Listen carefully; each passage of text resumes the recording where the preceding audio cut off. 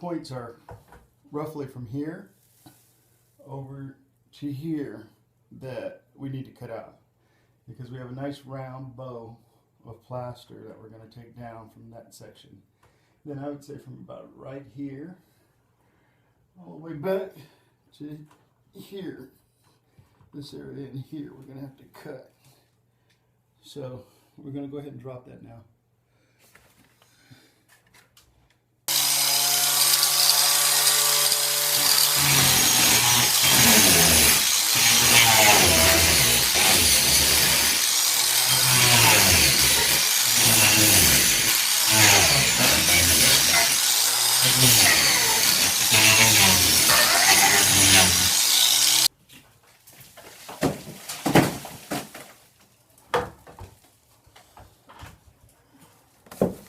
These are the chunks.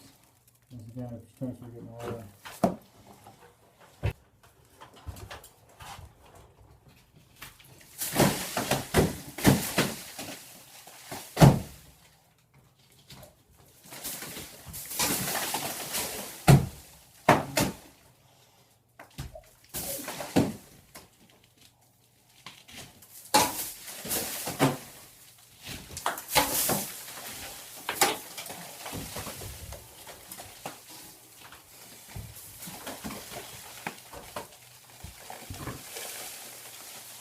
That.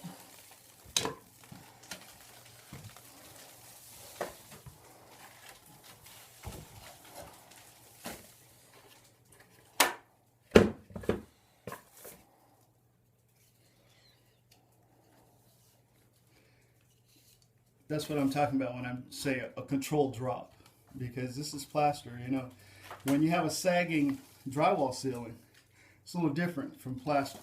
Because each one of these pieces, we might bet about 25 pounds here, 20, somewhere around there. But you don't want that to fall straight down. So you want to do a controlled drop. You know, it has a big bow where it's sagging. So when you do this, you want to go slow, in section at a time. Well, now that we've got all the loose sagging plaster out of the ceiling, we can go ahead and put the ceiling back. Structurally it's sound now, but we've got all of the loose plaster out of there. Kind of looks like a map, doesn't it? Well, that's how big it was. I took it back till it was solid again and structurally sound.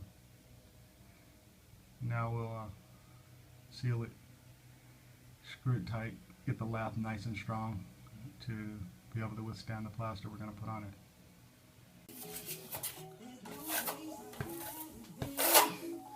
So we got it whooped.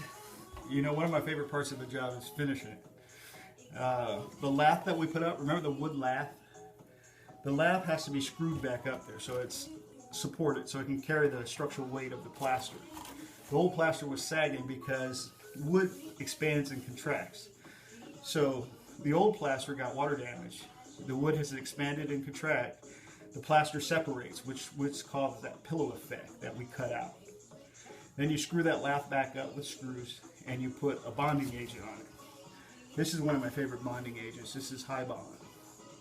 I work with this a lot. So once that's done, after the High Bond is put on and it dries, we put our base coat of plaster on and then finish everything off. Now, the next thing we have to do is match the texture. This texture has a strong stipple pattern to it.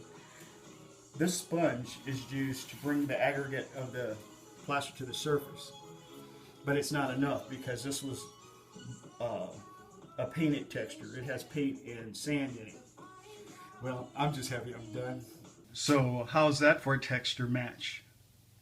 It's all right, all right.